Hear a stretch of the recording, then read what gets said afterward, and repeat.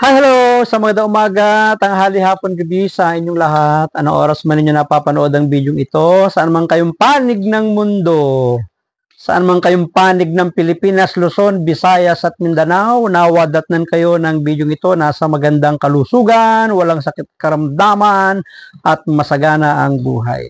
Tayo po muna itutunghayan ng pagbasa para sa araw ng Martes, Pebrero 4, taong 2025. Hahanguin natin sa Ebanghelyo ni San Marcos, Kabanata 5, mga talatang 21 hanggang 43. Noong panahong iyon, muling tumawid si Jesus sa ibayo ng lawa ng Galilea, nakasakay sa bangka. Nasa baybay pa siya ng lawa ay pinagkalipun-punan na siya ng maraming tao. Dumating isang lalaking nagngangalang Jairo, isang tagapamahala ng sinagoga. May isang babae roon na 12 taon nang dinudugo at lubhang nahihirapan. Narinig niya ang sinasabi ng mga tao tungkol kay Jesus, kaya nakipagsiksikan siya hanggang sa makalapit sa likuran ni Jesus at hinipo niya ang damit nito, sapagkat sinabi niya sa sarili, mahipo ko lang ang kanyang damit ay gagaling na ako. Biglang tumigil ang kanyang pagdudugo at naramdaman niyang magaling na siya. Naramdaman naman ni Jesus na may kapangyarihang lumabas sa kanya, kaya't bumaling siya sa mga tao at nagtanong, sino ang humipo sa akin? Sinabi sa kanya ni Jesus, anak, pinagaling ka ng iyong pananalig sa akin. Umuwi ka na at ipanatag mo ang iyong kalooban, lubusan ka ng magaling sa iyong karamdaman. Nang dumating sila sa bahay ng tagapamahala, nakita ni Jesus na gulong-gulo ang mga tao. May mga nananangis pa at nananaghoy. Pinalabas niya ang lahat maliban sa ama't ina ng bata at sa 3 alagad. At sila'y pumasok sa kinaroroonan ng bata. Hinawakan niya ito sa kamay at sinabi, Talita komi, na ang ibig sabihin, ineng, sinasabi ko sa iyo, magbangon ka. Pagdakay bumangon ang bata at lumakad. Siya'y 12 taon na at namangha ang lahat. Pagpalain po ng Diyos ang pagkabasa ng kanyang mabuting balita. Sa ating pong pagbasa, 2 magkasunod na himala ang ginawa ng ating Panginoon habang siya'y naroroon. Ang mga tao ay nagsisiksikan sapagkat ibig nilang sila man ay makahawak o mapatungan ng kamay. Maliban sa pakikinig ng mga aral at turo ng ating Panginoon, interesado din sila doon sa mga himala na ginagawa ng ating Panginoon sapagkat noong mga panahon na yon, kakaiba si Jesus para sa kanila. Ang alam nila, si Jesus na ang Mesiyas, ang tagapagligtas.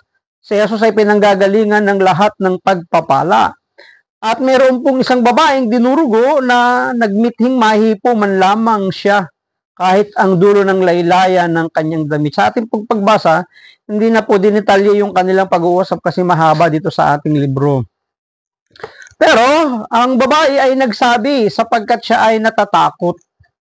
At ang sabi sa kanya ng Panginoon, umuwi ka na, magaling ka na dahil sa iyong pananalig. So napakahalaga talaga na meron po tayong pananalig kapag lalapit sa Diyos para magkaroon ng kabuluhan ang ating mga idudulog at ilalapit sa Kanya.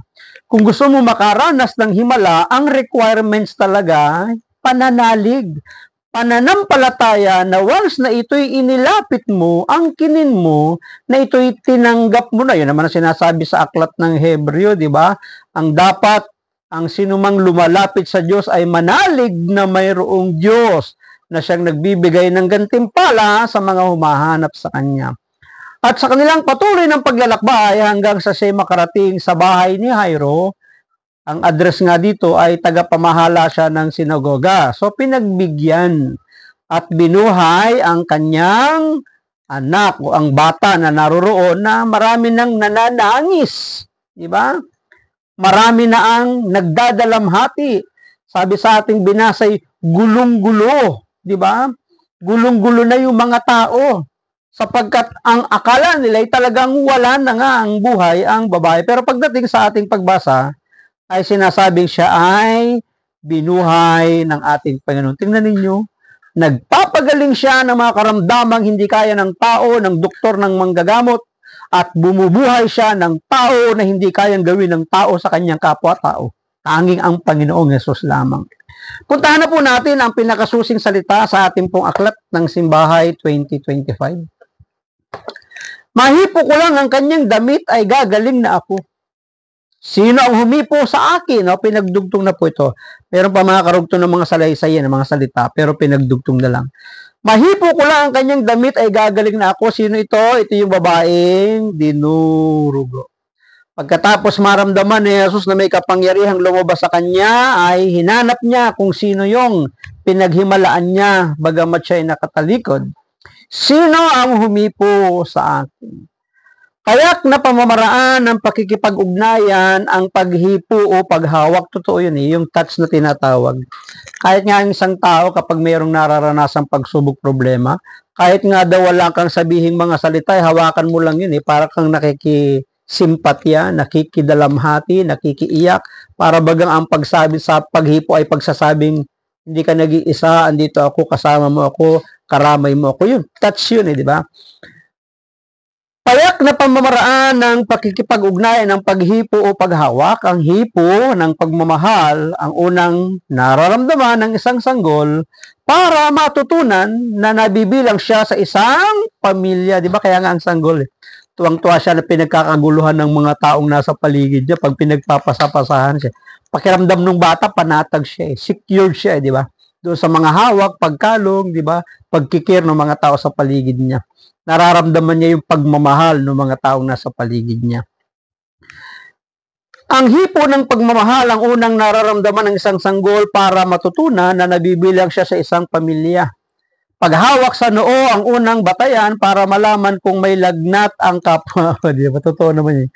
May sinat ka. Di ba? Inuman mo ng tubig, itulog mo. Ito ang paracetamol. Di ba? Paghipo, para maramdaman mo kung ano yung pakiramdam at nararamdaman ng iyong mahal sa buhay.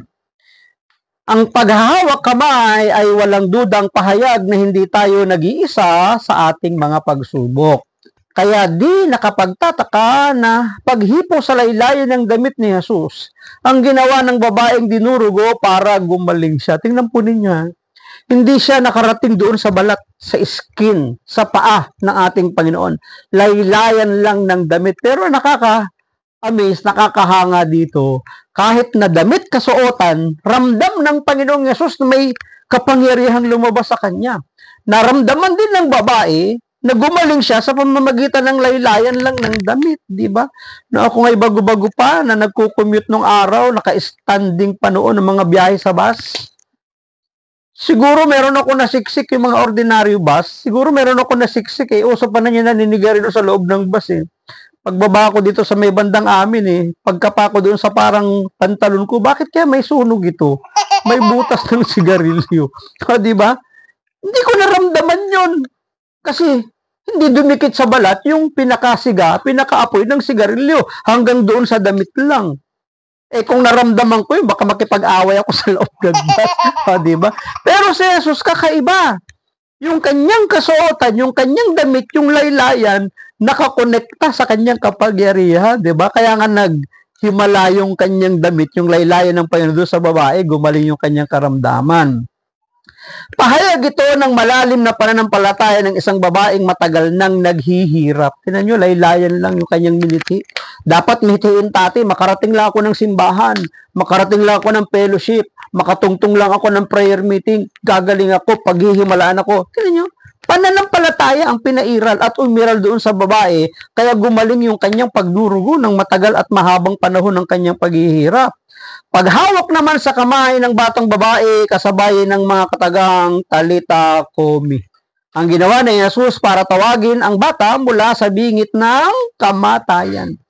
Tingnan po ninyo sa ating pagbasa, ang babaeng dinurugo ay humipo sa laylayan ng damit, paghipo, di ba? Gumaling at napaghimalaan siya. Ang Panginoong Yesus naman, hinipo niya ang bata at iniligtas niya sa bingit ng kamatayan. Binuhay na maguli. So, ang kapangyarihan ng paghawak. Paghawak ng may pananampalataya. Paghawak ito na may marubdob na pagkalinga at habag. Yung ginawa ni Jesus. Ito ay dalawang kwento ng paghilom na kumakatawan sa pag-aabot kamay ng Diyos at tao. Kaya nga dapat, pag tayo nanalangin, tinataas natin yung ating kamay. Lord, abutin mo po yung aking pangailangan, yung aking mithiin, yung aking karamdaman, yung aking pinansyal. Abutin natin. Bakit? Aabutin din tayo ng ating Panginoon. Naranasan mo na bang salubungin ng Diyos ang iyong pananalig? Opo, madalas. Dapat nga, sinishare natin yan eh. Saan? Sa mga taong hindi nananalig sa Panginoon na mayroong Diyos na sumasalubong, sumasagot sa ating pananalig. Ituon natin ang ating paningin kay Jesus na siyang pinagmumula ng ating pananampalataya at siya rin nagpapasakdal nito. Ayun sabi ng Hebreo 12:4, di ba? Minsan nga, popular na popular ito sa English eh. We must fix our eyes unto Jesus, the author and the finisher of our faith. Diba? We must fix. Ituon natin ang ating paningin, ang ating mga mata, ang ating pananampalataya, at meron tayong makakamtan sa buhay. Maraming salamat at pagpalain po tayo ng ating Panginoon, ang akin lamang palaging sambit. I love you with the love of the Lord. Bye-bye and bye-bye. Thank you.